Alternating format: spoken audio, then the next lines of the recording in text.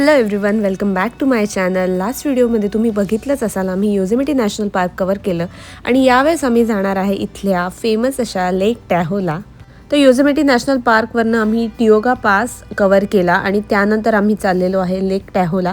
तर इथे जाताना आम्हाला भरपूर वेगळे असे लँडस्केप दिसले. तुम्ही बघू शकता इथे बर्फ पण आम्हाला दिसलेला आहे. तर आम्ही ही जी ट्रिप केलेली होती ती जून महिन्याच्या एंडला केलेली आणि तरी पण तिथे बर्फ होता. रस्त्यात जाता जाता आम्ही एक्सपेक्ट पण केलं नव्हतं की एवढी छान अशी सीनरी दिसेल. तर टिओगा पासवरनं लेक टॅहोला जाता जाता भरपूर पॉईंट्स दिसतात, जसे की तुलुम मेडोज, टेनाया लेक जी आपण ऑलरेडी पाहिली, आणि ग्रॅनाइटचे वेगवेगळे माउंटन्स दिसतात. हा जो रोड आहे तो मे ते ऑक्टोबरच्या दरम्यान ओपन असतो आणि बाकीच्या वेळेस खूप जास्त बर्फामुळे हा क्लोज असतो. तसंच हा जो रोड आहे तो सियारा नेवाडा माउंटन रेंजमधनं जातो. आम्ही योसेमिटी नॅशनल पार्कमधनं ब्रेकफास्ट वगैरे करून निघालो. यानंतर आम्ही टेनाया लेकला थांबलो.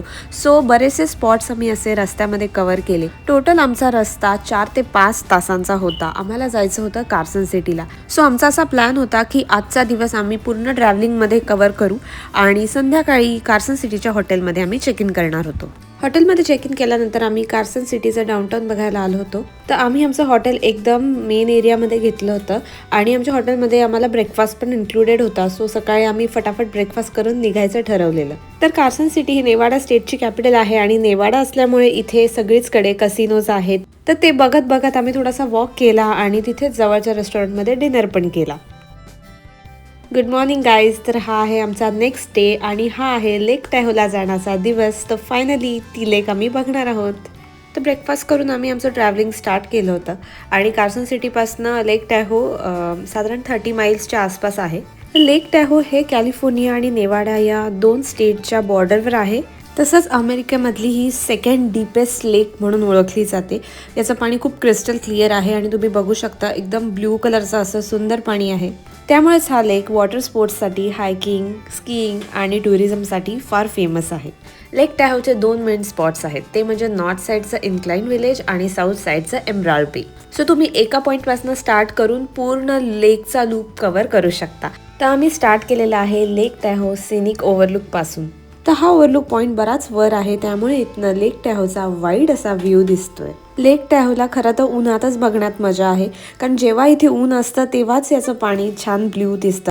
लेक टॅहो समरमध्ये टुरिस्टचं फेवरेट डेस्टिनेशन आहे, त्यामुळे इथले पार्किंग स्पॉट्स फार लवकर फुल होतात. तर त्यासाठी तुम्हाला इथे येण्यासाठी परमिट काढावं लागेल.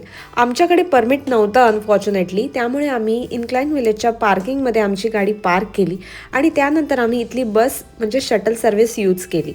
तर इथे फ्री ऑफ कॉस्ट शटल आहे, ती तुम्हाला इथल्या बऱ्याचशा व्ह्यू पॉईंट्सवर ड्रॉप करते. तर आमचा फर्स्ट पॉईंट आहे हिडन बीच.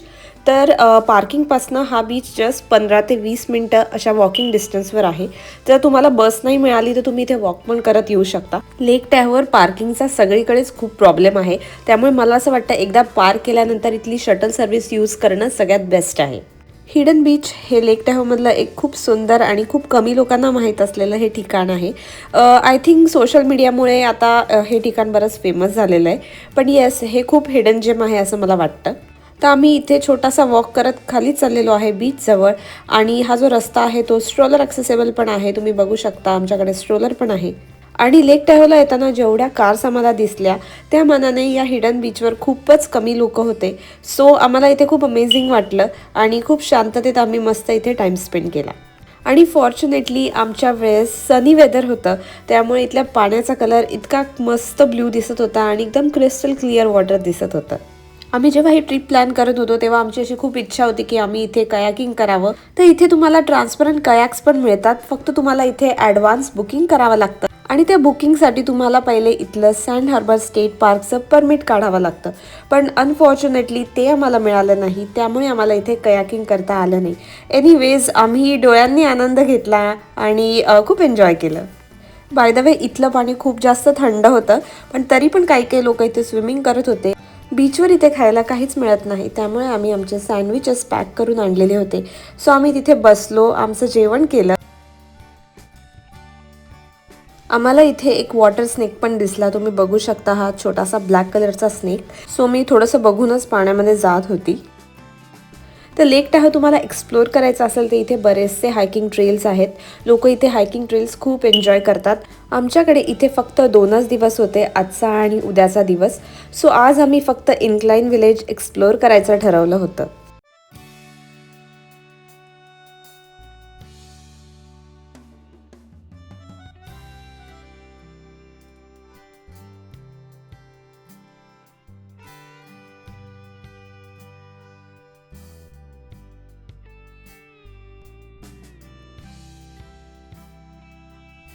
दोन ते 3 तास आम्ही हिडन बीचवर टाईम स्पेंड केल्यानंतर निघालो होतो कारकडे जायला. बसचा आम्ही खूप वेट केला, पण बस काही आली नाही. त्यामुळे आम्ही वॉक करत आमच्या कारकडे जाण्याचं ठरवलं आणि बरं झालं आम्ही असं केलं. अदरवाईज आम्हाला बसमधनं हे दृश्य तर नक्कीच बघायला मिळालं नसतं, जे आम्हाला ट्रेलवर बघायला मिळालं.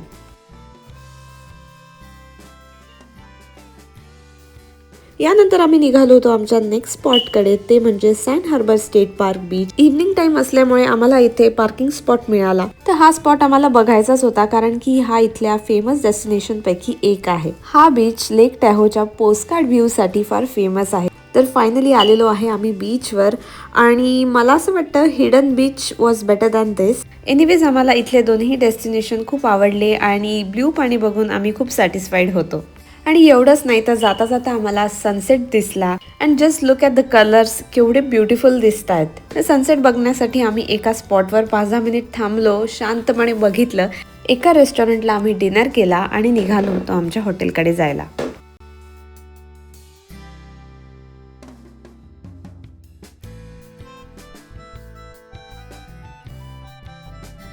गुड मॉर्निंग फ्रॉम लेक टॅहो. तर हा आहे आमचा लेक टॅहो मधला दुसरा दिवस आणि आम्ही निघालेलो आहे साऊथ लेक टॅहो एक्सप्लोर करायला. हॉटेलमध्येच ब्रेकफास्ट करून आणि आवरून आम्ही निघालेलो आहे आणि आम्हाला डाऊनटाऊनमध्येच हे डिअर दिसलेलं आहे. तर इथे हे डिअर्स फार कॉमन आहे आणि निघता निघता लंचचा पण टाईम झालेला. सो आम्ही एका ठिकाणी थांबलो, लंच केला आणि आमच्या एमराल्ड बे डेस्टिनेशनकडे जायला निघालो. एमराल्ड बे लेक हा इथल्या साऊथ वेस्ट भागात कॅलिफोर्नियामध्ये आहे. या लेकचं पाणी ग्रीनिश ब्ल्यू म्हणजेच एमराल्ड कलरचे आहे, त्यामुळे त्याला एमराल्ड बे असं नाव पडलेलं आहे. आणि हे जे ठिकाण आहे ते एक नॅशनल नॅचरल लँडमार्क म्हणून डिक्लेअर केलेलं आहे. तर इथलं एक फॅनेट आयलंड बरंच फेमस आहे. ते एकमेव इथलं छोटंसं बेट म्हणजेच आयलंड आहे. व्हिडिओमध्ये तुम्हाला दिसतच असेल एक छोटंसं आयलंड, त्याचंच नाव फॅनेट आयलंड आहे. हा व्ह्यू बघण्यासाठी इथे बरेचसे स्पॉट्स आहेत. तर जिथे पण तुम्हाला पार्किंग मिळेल, म्हणजेच डेझिग्नेटेड पार्किंग एरियात पार्क करून तुम्ही हे व्ह्यू एन्जॉय करू शकता.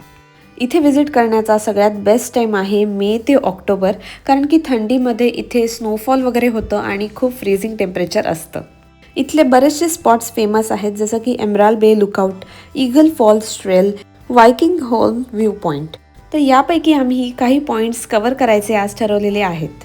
तर आम्ही निघालेलो होतो वायकिंग्स होम व्ह्यू पॉईंट बघायला, पण जाता जाता आम्हाला अजून एक स्पॉट मिळाला. तिथे आम्ही कार पार्क केली आणि हा व्ह्यू एन्जॉय केला.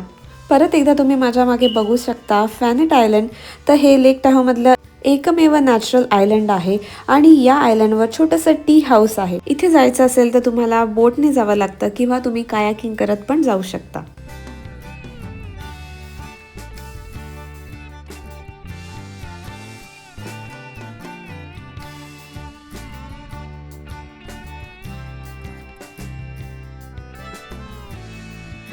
आता आम्ही निघालेलो आहे आमच्या नेक्स्ट व्ह्यू पॉईंटकडे, ते म्हणजे वायकिंग्स होम व्ह्यू पॉईंट. इथे जाण्यासाठी छोटीशी ट्रेल आहे आणि माउंटन्स उतरून थोडंसं खाली जावं लागतं जर तुम्हाला बीच ॲक्सेस करायचा असेल. वायकिंग होम्स कॅसल हा एक हिस्टॉरिक कॅसल आहे. तो 1929मध्ये बांधला होता. याचं आर्किटेक्चर जे आहे ते स्कॅन्डिनेव्हियन आर्किटेक्चर आहे.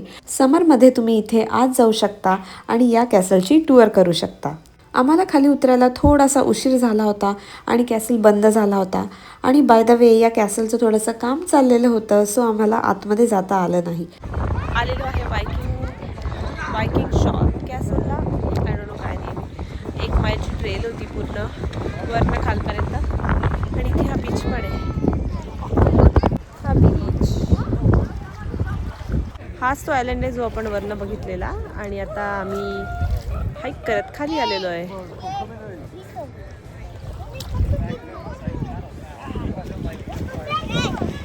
एखादा तास इथे टाइम स्पेंड केल्यानंतर आम्ही निघालेलो परत जायला. अशा प्रकारे आम्ही लेक टॅहोमध्ये 2 दिवस स्पेंड केले आणि जास्तीत जास्त स्पॉट्स कव्हर करायचा प्रयत्न केला.